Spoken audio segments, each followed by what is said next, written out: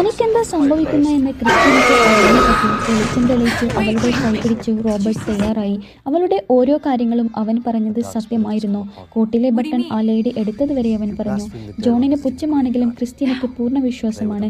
പെട്ടെന്നാണ് അന്തരീക്ഷം മാറി തുടങ്ങിയത്. ചില്ലുകളിൽ വിള്ളൽ വീണു. പുസ്തകത്താളുകൾ പറന്നു. ചെറിയൊരു ഭയത്തോടെ റോബർട്ട് അവളുടെ കയ്യിൽ പിടിച്ച് പതുക്കെ ഉയർത്തിയതും അവൾക്കുള്ളിലെ പൈശാചിക രൂപം അവന് മുന്നിൽ തെളിഞ്ഞു.